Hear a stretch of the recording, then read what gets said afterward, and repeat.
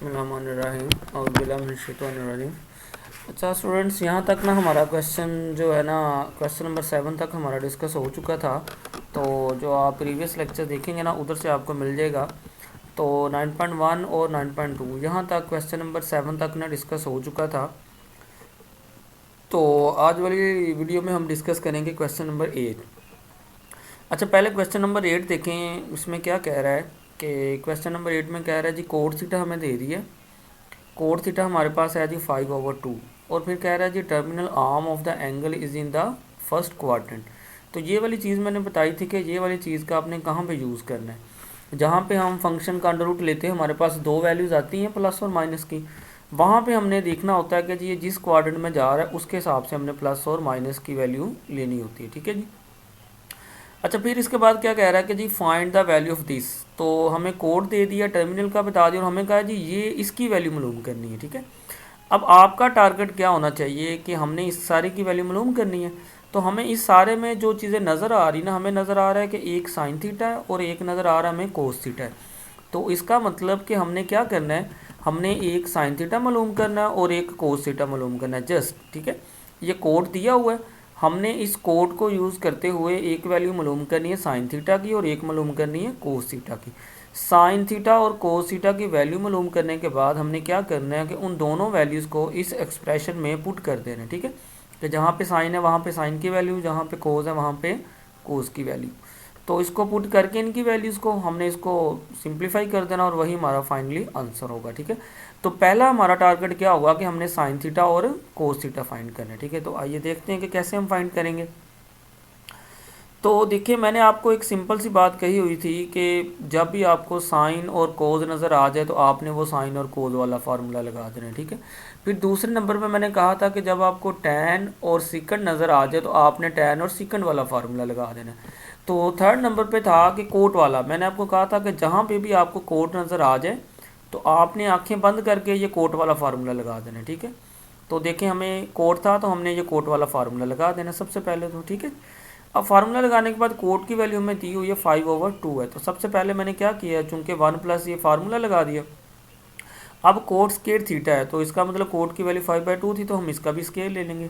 Square लेने के बाद ये हम इसका लेंगे एलसीएम। एलसीएम तो ये तो आप बच्चों वाली बात है, ये आप सबको लेना आता होगा कि जी 4 और 1 हो तो इसका एलसीएम आ गया जी 4। 4 को अंदर आके हमने 1 से करना है डिवाइड, तो 1 से डिवाइड करेंगे तो आ जाएगा 4 ही। जो भी आंसर आता है उसको हम ऊपर वाले से मल्टीप्लाई कर देते हैं, तो 1 से मल्टीप्लाई करेंगे तो 4 ही आ जाएगा। इसका भी ऐसे ही हम 4 को अंदर रख के 4 से जब मल्टीप्लाई और डिवाइड करेंगे तो आंसर आएगा 1। तो 1 को 25 से मल्टीप्लाई करेंगे तो जवाब आ जाएगा जी 25। करना बेसिकली ये होता है कि जो भी इधर चीज़ होना इसको हम इस पर डिवाइड करते हैं और जो भी जवाब आए उसको ऊपर वाले से मल्टीप्लाई करते हैं। ये एक माइनर सी चीज़ है। चलो जी, ये फाइनल आ चुका। अब 25 और प्लस 4 करेंगे तो हमारे पास कितना आ गया जी 29/4। तो अब ज़ाहिर सी बात है ये स्केयर है, तो आपको पता है कि स्केयर को हमेशा जब भी ख़त्म करते हैं हम तो क्या करते हैं, उसके लिए अंडर रूट लेते हैं। ठीक है, तो स्केयर को ख़त्म करने के लिए हम लेंगे अंडर रूट। तो जब अंडर रूट लेते हैं तो मैंने आपको कहा था कीमतें दो आनी प्लस और माइनस की, तो ये दो वैल्यूज़ आ गई। तो 29 का अंडर रूट तो सॉल्व नहीं होता, तो मैंने 29 के ऊपर अंडर रूट ही रहने दिया। तो 4 का अंडर रूट चूँकि सॉल्व हो जाता है तो 4 का अंडर रूट क्या आ जाएगा 2, तो ये मैंने नीचे लिख दिया 2। अब इधर ही मैंने स्टूडेंट्स आपको बताया था कि यहाँ पे आपने रुक के ज़रा देखना है, समझना है, सोचना है, फिर आपने नेक्स्ट स्टेप करना है। क्योंकि जिस बंदे ने यहाँ से वैल्यू गलत चूज़ कर ली तो नेक्स्ट वाला सारा क्वेश्चन ही उसका रॉन्ग हो जाएगा। ठीक है, तो कोई मुश्किल बात नहीं है, थोड़ा सा आपने बस इसको देखना है कि जैसे ये हमें गिवन था कि जी गिवन ये था कि जी given that terminal angle is in first quadrant. ये हमें गिवन था जी टर्मिनल एंगल कहाँ पे जा रहा है, फर्स्ट क्वाड्रेंट में जा रहा है। तो आपको पता है कि जी फर्स्ट क्वाड्रेंट के अंदर जितने भी ट्रिग्नोमेट्रिक फंक्शन होते हैं सारे क्या होते हैं, पॉजिटिव होते हैं। तो लिहाजा ये दो वैल्यू थी प्लस माइनस की, तो हमने इसमें से कौन सी ले ली, फिर ये पॉजिटिव वाली ले ली। ठीक है जी, तो ये चीज़ लिख के फिर ये चीज़ लिखनी है। ये बहुत सारे स्टूडेंट्स इन चीज़ों को मिस कर जाते हैं, वो डायरेक्ट इसके बाद इस स्टेप पे चले जाते हैं। तो मैं बार बार कहता हूँ कि ये चीज़ें आप मिस करते हैं, तो ये चीज़ें इसमें मेंशन किया करें। तो जी ये चीज़ आपने मेंशन करके देन आपने इसको वैल्यू लेनी प्लस या माइनस की। अच्छा जी, ये आ गया जी कोसेकंड। अब कोसेकंड का आपको पता है कि उलट होता है साइन, तो कोसेकंड का उलट मैंने साइन लिखा, तो जो भी कोसेकंड की वैल्यू है तो इसको मैंने उलट कर दिया, तो ये मेरे पास आ गया जी साइन। अब देखिए हमारा टारगेट क्या है जी, हमने वो एक्सप्रेशन हल करना था, उसमें मैंने आपको कहा था कि दो ही वैल्यू हमने निकालनी, एक साइन की और एक कोस की। तो इधर से हमारे पास साइन की वैल्यू तो आ चुकी है। अब दूसरा हमारा टारगेट क्या है, कोस की वैल्यू। अब कोस की वैल्यू निकालने के दो मेथड हैं। पहला मेथड तो ये है कि जी साइन हमें गिवन दिया हुआ है, हम वो फार्मूला यूज़ कर लें कि sine square theta plus cos square theta is equal to 1। फिर दूसरा मेथड ये होता है कि हम कोट की वैल्यू, कोट का ये फार्मूला यूज़ कर लें कि जी कोट हमारे पास इक्वल होता है कोस ओवर साइन के। बेसिकली होता क्या कि ये वाला जब फार्मूला यूज़ करते हैं ना, इससे थोड़ा सा हमारा क्वेश्चन छोटा हो जाता है, आसानी हो जाती है करने में। इसकी बजाय अगर ये साइन दिया तो हम वो कोस वाला फार्मूला वो दोनों का लगाते हैं, तो उसमें ये क्वेश्चन भी थोड़ा सा लंबा हो जाएगा और थोड़ी सी ज़ाहिर सी बात है कि उसमें एरर की, गलती के भी चांस ज़्यादा है, ठीक है। तो लिहाजा हम क्या करते हैं, हम ये वाली चीज़ ही यूज़ करेंगे, ठीक है जी। अब देखिए ज़रा कोट का हमें पता है फार्मूला, ये आपने याद रखना है जी, कोस की वैल्यू होती है कोस ओवर साइन के। अब हमने चूँकि कोस की वैल्यू निकालनी है तो कोस एक तरफ रहने दीजिए, साइन इधर हो रहा है डिवाइड, तो इधर आके क्या हो जाएगा मल्टीप्लाई, तो ये मल्टीप्लाई कर दिया। अब ये कोट की वैल्यू तो हमें गिवन थी 5/2, तो ये वो लगा दी। साइन हम इधर से फाइंड कर चुके हैं तो साइन की ये वैल्यू लगा दी। अब होगा क्या आगे जी, ये 2 से 2 कैंसिल, फिनिश। तो बाकी हमारे पास क्या आ जाएगा 5/2 तो ये मेरे पास आ गई कोस की वैल्यू। देखिए यही हमारा टारगेट था कि हमने एक साइन की वैल्यू निकालनी और एक हमने कोस की निकालनी। तो देखिए मैं दोनों वैल्यू निकाल चुका हूँ, साइन की भी और कोस की भी। अब नेक्स्ट हमारा टारगेट क्या है जी, नेक्स्ट हमारा टारगेट ये है कि अब हमने क्या करना है कि उसने क्वेश्चन में कहा हुआ है कि जी इस एक्सप्रेशन की वैल्यू फाइंड करनी है। तो हमने जस्ट क्या करना है, जहाँ पे साइन है वहाँ पे साइन की वैल्यू, जहाँ पे कोस है वहाँ पे कोस की वैल्यू। तो ये देखिए मैंने वैल्यू पुट कर दी कि साइन की वैल्यू थी 2/29 तो यहाँ पे साइन की लगा दी। कोस की वैल्यू थी मेरे पास 5/29, तो जहाँ पे मैंने कोस की वैल्यू लगा दी। अब इनको नेक्स्ट फर्दर क्या किया है कि 3 को 2 से मल्टीप्लाई करेंगे हम लोग, 4 को 5 से मल्टीप्लाई करेंगे। तो देखें मल्टीप्लाई 2 को 3 से करके 6 आ गया, 4 को 5 से करके 20 आ गया। अब सिंपल है कि इस में हमने क्या करना है कि ऊपर वाली टर्म का अलग से एलसीएम लेना है, नीचे वाली टर्म का अलग से एलसीएम लेना है। तो इसको सोल्व करेंगे तो 29 ही अंदर रख के डिवाइड करेंगे 1 ही आ जाएगा, तो 6 है इधर भी 1 ही आ जाएगा 20। तो ये बन गया, नीचे एलसीएम लेंगे तो ये भी ऐसे हो जाएगा। तो अब ये 29 और ये 29 ये दोनों क्या हो जाएंगे, कट जाएंगे। तो ऊपर क्या आ जाएगा फिर 26, नीचे क्या आ जाएगा जी 5 - 2 3। तो ये हमारा फाइनली आंसर आ चुका कि जी 26 डिवाइड बाय 3 है। तो यही हमने सोल्व करना था। तो देखें मैंने आपको पहले बताया था कि जो जो इसकी हैंड बुक्स होती है ना, डिफरेंट राइटर है, हर राइटर अपना अपना मेथड यूज़ करता है। मतलब एक क्वेश्चन को हल करने के तकरीबन 3-4 तरीके होते हैं। इसमें ना हमने दो चीज़ें देखनी होती है कि एक तो हमने मेथड वो लगाना है कि जो आसान हो और मतलब लेंथी ना हो। दूसरी चीज़ हमने ये देखनी होती है कि उसमें गलती के चांस ना हो, एरर कम से कम हो। तो जैसे मैंने बताया इधर के, जब इधर से मेरे पास ये साइन आ चुका था, इधर दो वैल्यूज़ है। अब कुछ क्लासे वाले ये यूज़ कर लेते हैं कि वो जो साइन आ गया, वो साइन आ गया जब वो फार्मूला यूज़ कर लेते हैं साइन स्क्वायर थीटा जमा cos square theta is equal to 1। तो कुछ ये करके कर लेते हैं, लेकिन ये वाली चीज़ जो है ना, इससे क्वेश्चन थोड़ा सा लेंथी हो जाता है। उसकी बजाय ये वाली जो चीज़ है ये आसान है, कोट की वैल्यू, कि इधर से कोस की वैल्यू निकालना ज़्यादा आसान है। तो इसलिए आपने कोशिश करनी कि जो आसान काम है, मैं ये बेसिकली वही चीज़ करवा रहा हूँ जो सबसे आसान है, ठीक है। तो आपने भी इसी को ही फॉलो करना है। अच्छा जी, नेक्स्ट हमारी 9.2 ख़त्म हो चुकी है। नेक्स्ट हम स्टार्ट करते हैं जी 9.3। अच्छा, 9.3 स्टार्ट करने से पहले मैं आपको एक चीज़ बता देता हूँ कि 9.3 बेसिकली है क्या। 9.3 में आपने याद रखना है कि 9.3 में से एक क्वेश्चन आपको शॉर्ट क्वेश्चन लाजमी आएगा, ठीक है। तो पहले आपको मैं इम्पोर्टेंट जो क्वेश्चन है वो बता देता हूँ कि जो इसमें आते हैं। एक तो कंफर्म बात है कि इसमें से ना शॉर्ट क्वेश्चन आने ही आने, ठीक है। तो इधर से हमारी ये स्टार्ट हो रही 9.3, इसका पहला क्वेश्चन है। अब आज के लेक्चर में हम जस्ट पहला क्वेश्चन डिस्कस करेंगे, तो इसके मैं बता देता हूँ कि एक तो आपने इस पर वेरी वेरी इंपॉर्टेंट है शॉर्ट क्वेश्चन के हवाले से कि 100% कन्फर्म बात है कि 9.3 में से एक शॉर्ट क्वेश्चन लाजमी आना ही आना है, ठीक है। तो जो आपको मैं प्रीवियस पेपर्स की बात बता देता हूँ, जो प्रीवियस पेपर में मतलब रिपीटेड हुआ है, जो आ सकता है पेपर के अंदर। एक तो ये जो इसका 4 पार्ट है ना, ये वाला, ये वेरी वेरी इंपॉर्टेंट है, इसको ज़रा आपने अच्छे से देख लेना, ठीक है। तो दूसरा ये वाला इसका जो सेकंड पार्ट है, ये वाला, ये दोनों क्वेश्चन वेरी वेरी इंपॉर्टेंट है। तो आज हम इसको क्वेश्चन नंबर 1 को डिस्कस करते हैं। 9.3 में से लॉन्ग क्वेश्चन कोई नहीं बनता, इसमें से शॉर्ट क्वेश्चन ही बनते और वो ही पेपर के अंदर आएगा आपको, ठीक है। अच्छा जी, अब देखें दूसरा, फिर 9.3 करने के लिए आपको क्या पता होना चाहिए कि जी हम ये सोल्व कर सकें। तो इसका मैं अभी बता रहा हूँ कि जी आपको 9.3 सोल्व करने के लिए आपको जस्ट एक टेबल आना चाहिए, ठीक है।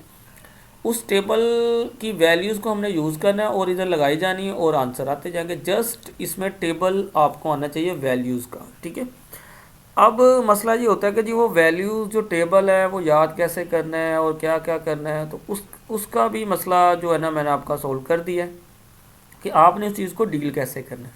एक तो वो बड़ा लंबा चौड़ा लोग टेबल बनाते हैं, वो काम नहीं आपने करना, ठीक है।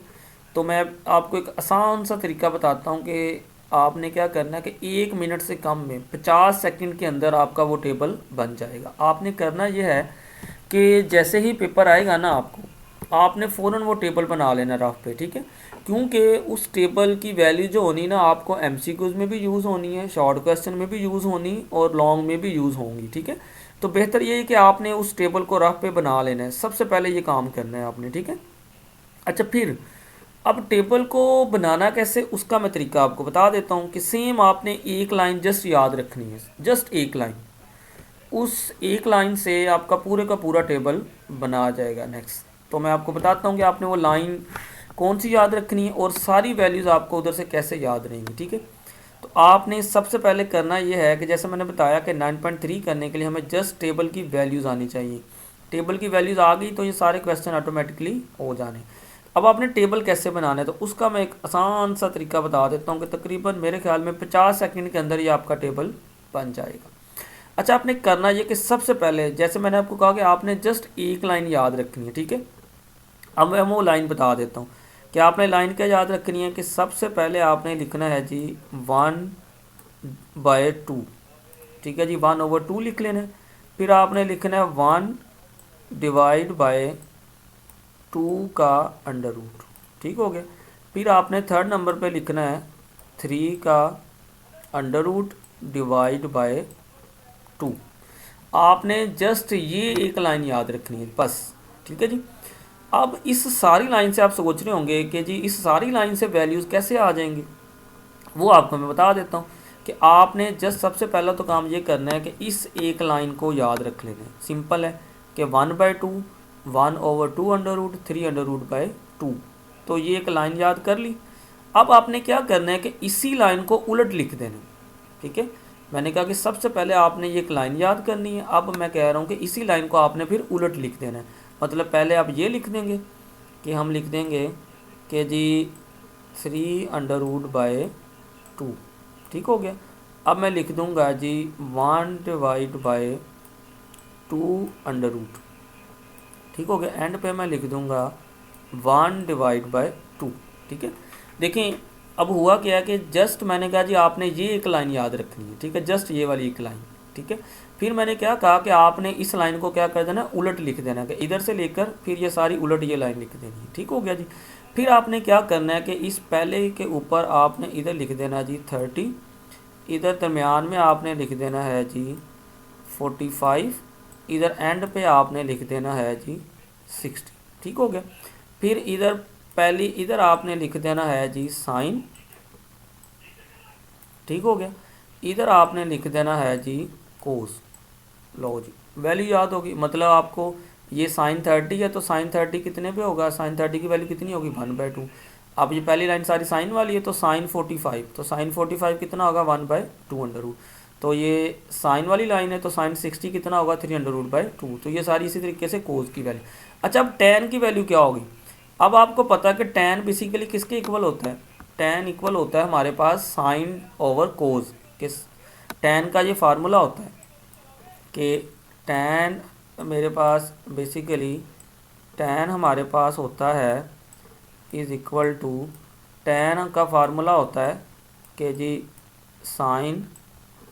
Sign theta divide by cos theta. ये ना साइन का फार्मूला होता है, सॉरी tan का फार्मूला होता है साइन थीटा बटा कोस थीटा। तो अब आपने क्या करना है कि मैंने कहा कि जस्ट आपने ये पहले एक लाइन लिखनी है, फिर इस लाइन को उलट लिख देना। फिर मैंने कहा सबसे पहले लाइन में 30 लिख देना है, 45 लिख देना है, 60 लिख देना है। फिर इसके बाद मैंने कहा पहले आपने साइन लिख देना, कोस लिख देना। अब थर्ड पे आप इधर क्या लिख लें, इधर आप लिख लें जी tan, अच्छा, अब tan मैंने इधर बता दिया कि फार्मूला होता है साइन ओवर कोस के, तो आपने क्या करना है, जस्ट इस वैल्यू को इस वैल्यू पे डिवाइड करते हैं। देखो जब हम इस वैल्यू को इस वैल्यू पे डिवाइड करेंगे तो नीचे 2 से 2 कट जाएगा, बाकी क्या बचेगा इधर, इधर मेरे पास बचेगा जी 1/3 का अंडर रूट। तो अब जब हम इसको इस पे डिवाइड करेंगे, क्योंकि ये सेम टर्म है, तो इसको इस पे डिवाइड करके हमारे पास जवाब क्या आ जाएगा जी 1। अब मैं इसको जब इस पे डिवाइड करूँगा तो ये नीचे 2 से 2 कट जाएगा, तो ये क्या आ जाएगा, जवाब हमारे पास सिंपली 3 का अंडर रूट। तो ये देखें सारी वैल्यू आ गई हमारे पास। अब आपने tan 30 की वैल्यू देखनी है, तो tan 30 के नीचे देख लेते सामने क्या आ रहा है 1/3 अंडर रूट। तो tan 45 की वैल्यू देखनी है, तो इधर 45 देखें, इधर नीचे आ रहा है 1, तो tan 45 हो गया हमारा 1। अब आपने tan 60 की वैल्यू देखनी है, तो ये आ जाएगा 3 अंडर रूट। तो दोबारा देख लें, दोबारा समझ लें, मैंने आपको कहा है कि ये टेबल आपने रफ अमल के अंदर बना लेना है। इस टेबल के लिए आपको 50 सेकंड भी नहीं लगेंगे, मतलब उससे पहले पहले ये टेबल आपका बन जाएगा। ये तो मैं बता रहा हूँ इसलिए टाइम लग रहा है, तो जब आपने समझ लेना है तो ये आपका 50 सेकंड से पहले ही टेबल बन जाएगा। दोबारा देख लें क्या करना है, जस्ट आपने ये एक लाइन याद करनी है कि 1/2 under root 3 under root by 2। फिर मैंने कहा कि आपने इस सारी लाइन को क्या कर देना है, ऐसे उलट लिख देना। तो ये उलट लिख दिया। फिर मैंने कहा कि जी पहले 30 लिख दें, 45 लिख दें, 60 लिख दें, पहले साइन लिख दें कोस। अब tan पे आ जाए। tan का मैंने बता दिया कि tan की वैल्यू होती, फार्मूला होता है साइन ओवर कोस का। तो इसलिए मैंने क्या किया, आप क्या करते जाएं कि इस वैल्यू को इस पर डिवाइड करते जाएं, तो ये हमारे पास सारी tan की वैल्यू होगी। अच्छा, आप सोच रहे होंगे कि जी बाकी वैल्यूज़ का हमें कैसे पता चलेगा। अच्छा, उसका मैं तरीका बता देता हूँ कि देखिए ये 3 वैल्यू तो हमने इधर से देख लेनी है। अच्छा, एक चीज़ का ख्याल रखना है कि कैलकुलेटर ना हमारे पास 2 किस्म के होते हैं। एक कैलकुलेटर होता है सिंपल वाला, वो आ जाता है 300-400 रुपये का। एक कैलकुलेटर आता है वो तकरीबन 3000 रुपये का या 4000 रुपये का होता है। उस कैलकुलेटर के ऊपर ना सिर्फ ये बड़ा बटन होता है, बस ये वाला, जो तकरीबन 3-4 हज़ार का कैलकुलेटर आता है ना, तो उसके ऊपर ना ये वाला बटन होता है।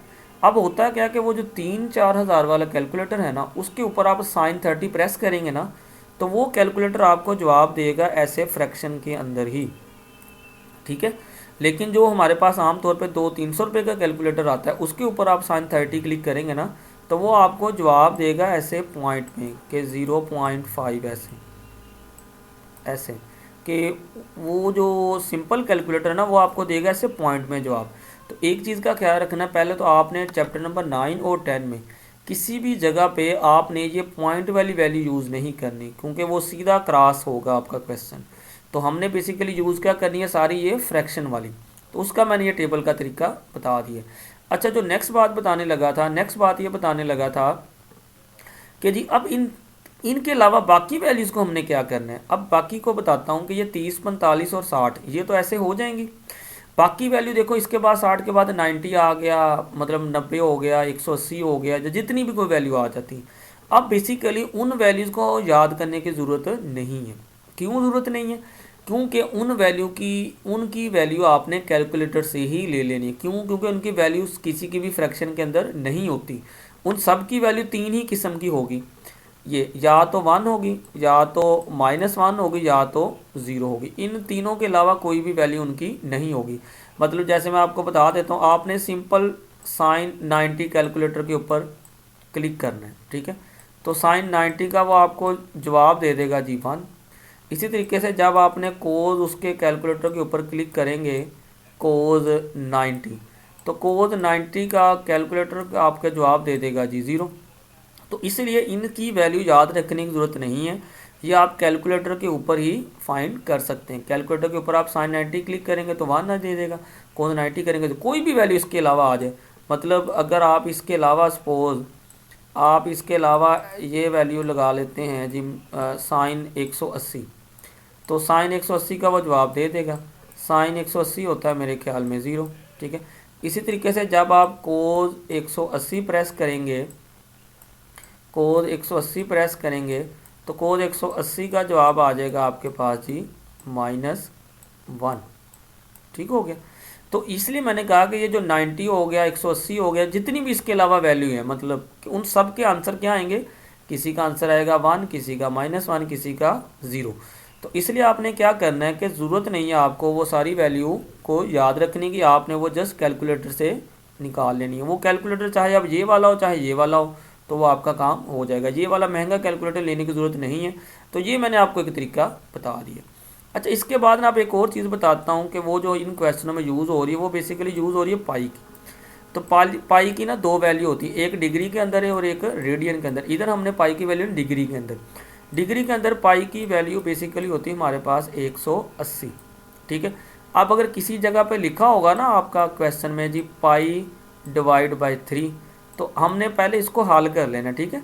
तो पाई की कीमत आपने इधर लगा देनी है जी 180 डिवाइड बाय 3। तो देखें जब हम इसको डिवाइड करेंगे तो ये कितना आ जाएगा, 3 से 18, तो ये आ जाएगा हमारे पास जी 60। इसका मतलब अब जहाँ पे भी पाई बाई 3 लिखा होगा तो हम पाई बाई 3 को 60 लिख सकते हैं। अब इसी तरीके से अगर किसी जगह पे लिखा होगा कि पाई बाय 6, ठीक है, तो हम इसको ऐसे लिख सकते हैं पहले तो कि 180 डिवाइड बाय 6। तो इसको जब हम सोल्व करेंगे तो ये हमारे पास जवाब कितना आ जाएगा जी, 30 आ जाएगा। ठीक है।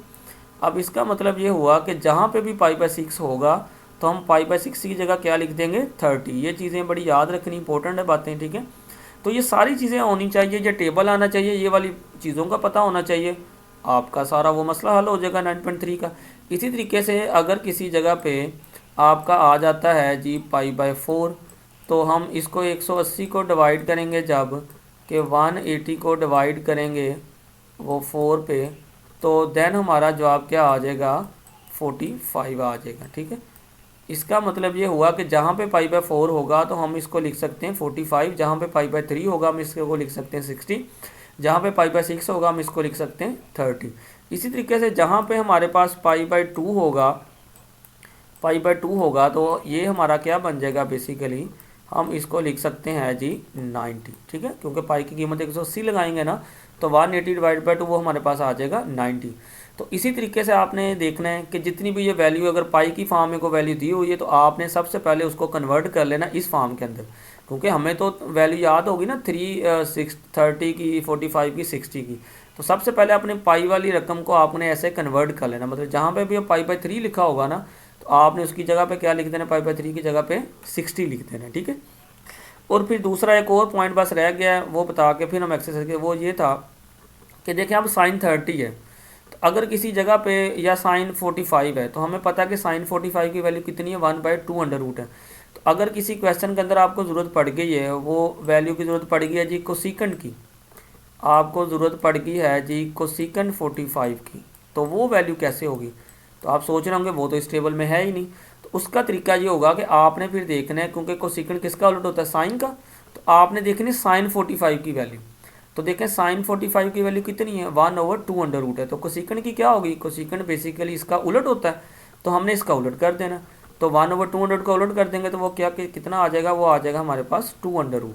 तो बेसिकली फिर कोसिकेंड 45 की वैल्यू कितनी होगी, 2 अंडर रूट। इसलिए इधर से आपने देख लेना है कि जो भी उसके इन्वर्स की वैल्यू पूछे तो आपने इसकी वैल्यू उलट कर देनी। ठीक है जी। तो जस्ट मैंने जैसे बताया कि ये जस्ट एक लाइन याद रखें, इस एक लाइन से आपका सारा मसला हल हो जाएगा। फिर दूसरा मैंने ये भी बता दिया कि इन वैल्यूज़ के अलावा जो बाकी वैल्यूज़ आ जाती हैं उनको आपने कैसे डील करना है। ठीक है जी। चलें जी, अब चलते हैं एक्सरसाइज की तरफ। तो ये मैंने सारा इधर टेबल भी मेंशन कर दिया कि जी ये ऐसे ही बनाया हुआ है, तो उधर मैंने बना के भी दिखा दिया आपको। तो इधर ये बनाया मैंने, इधर लिख दिया। तो ये भी मैंने चीज़ें लिख दी हैं कि पाई 180 है, पाई बाय 4 होगा तो 180 डिवाइड बाई 4, उसको आपने पाई बाय 4 को लिख देना है 45। इसी तरीके से अगर पाई बाय 6 होगा तो आपने 180 डिवाइड बाई 6, वो आपका बन जाएगा 30। अगर पाई बाय 3 होगा तो उसको आप डिवाइड करेंगे, वो हो जाएगा 60। तो मेन यही बात है कि जहाँ पे भी पाई बाय 4 होगा आपने उसको पहले लिखना है 45, देन उसकी वैल्यू इधर से लगा देनी। ठीक है जी। ये टेबल से ही वैसे ही मैंने बनाया हुआ जैसे अभी आपको मैंने पहले बताया। अब चलते हैं जी क्वेश्चन नंबर 1 की तरफ। अब क्वेश्चन नंबर 1 में कह रहे जी वेरीफाई द फॉलोइंग।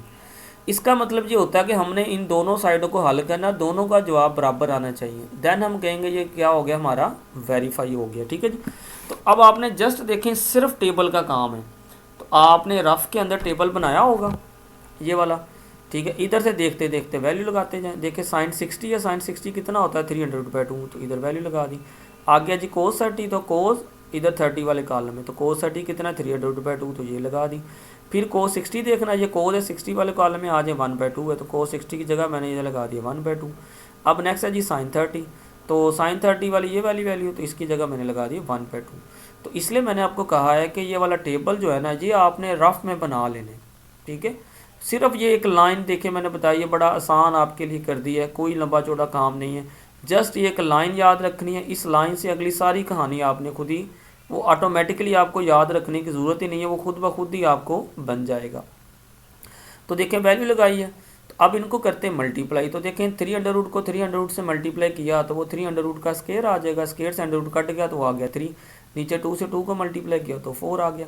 अब ये ऊपर 1 से 1 को मल्टीप्लाई करेंगे 1, नीचे 2 को 2 से करेंगे तो 4। अब इनका इस वाली साइड पे भी देख लें, ये साइन 30 था तो साइन 30 की मैंने वैल्यू लगा दी 1/2। तो इधर वाली साइड का तो हमारा जवाब आ चुका 1/2, तो इधर वाली साइड अभी हम हल कर रहे हैं।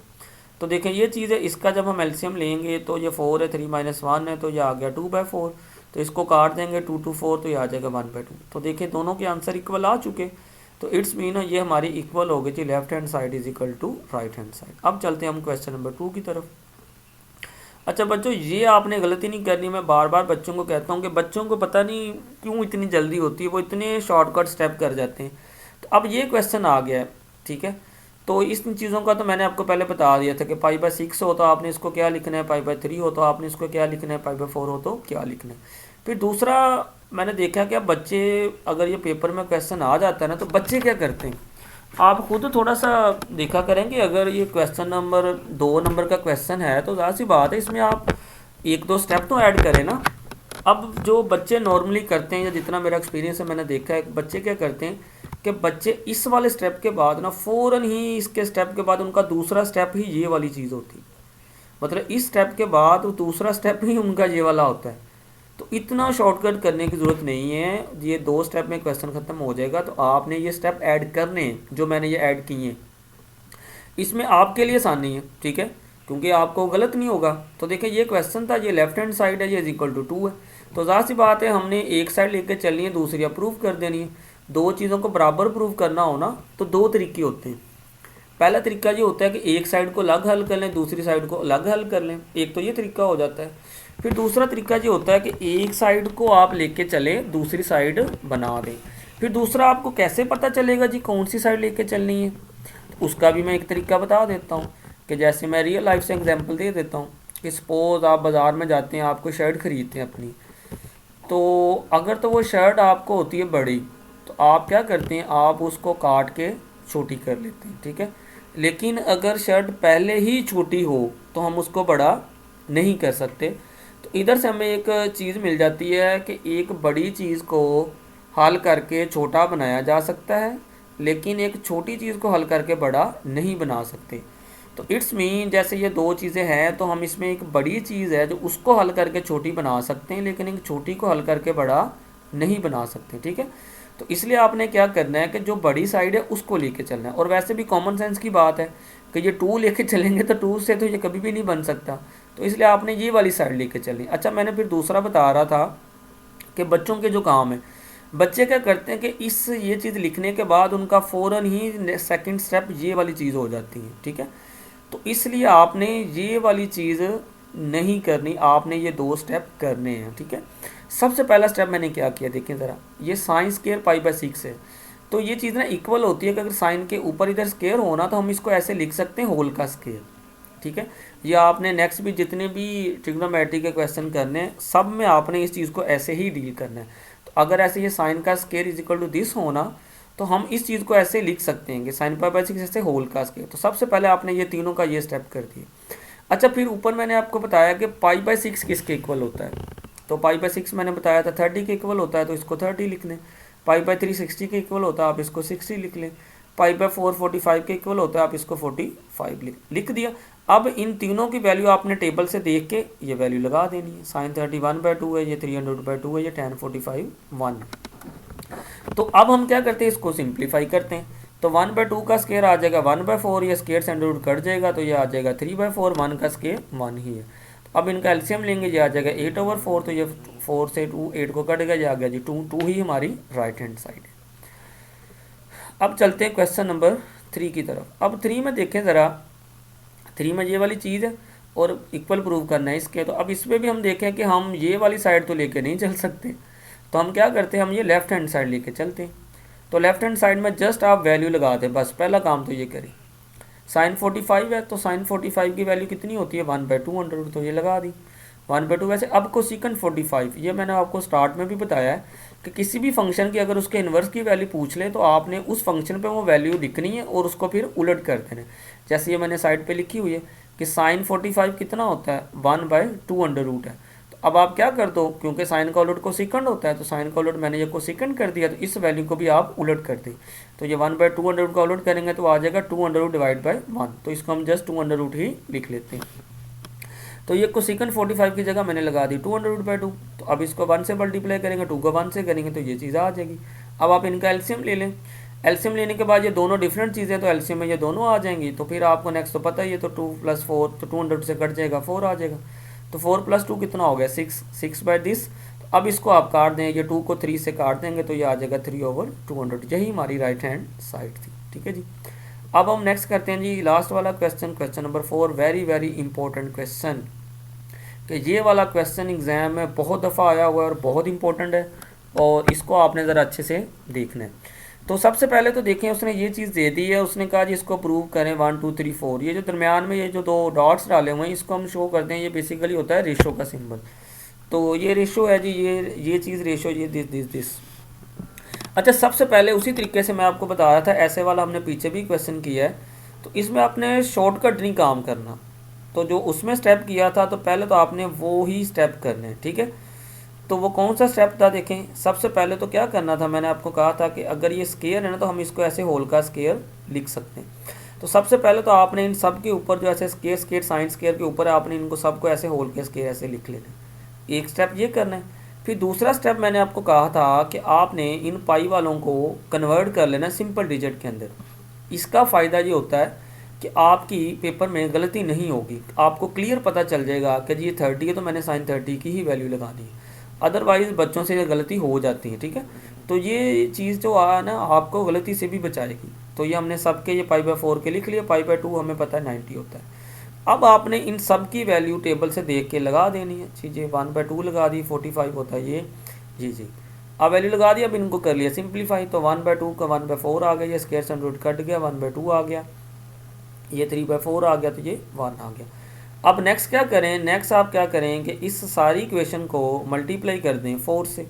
तो देखें जब मैंने इसको मल्टीप्लाई कर दिया ×4, तो देखें ये 4 से 4 कट गया 1 आ गया, 2 2 4 हो गया, ये 4 से 4 कट गया, ये 3 आ गया, 1 × 4 यही हमारे राइट हैंड साइड थी। ठीक है जी। तो नेक्स्ट लेक्चर में इंशाल्लाह जो इसके लेक्चर रह गए मैं उसको भी शेयर कर दूंगा। तो आपने इस लेक्चर को नेक्स्ट से नेक्स्ट शेयर भी करना है फ्रेंड्स के साथ, सबको बोल रहे हैं इस चैनल को सब्सक्राइब भी करें, क्योंकि जैसे ही नेक्स्ट लेक्चर आएगा तो उन सबको नोटिफिकेशन मिल जाएगा। मैं कोशिश कर रहा हूँ कि ये जो ट्रिग्नोमेट्री है ना उसको कंप्लीट मैं अपलोड ना कर दूँ। ठीक है, तो आपने इसको देखना है, समझना है। अगर किसी को क्वेश्चन हो तो आप कमेंट्स में पूछ सकते हैं। ठीक है, ओके जी, अल्लाह हाफिज़।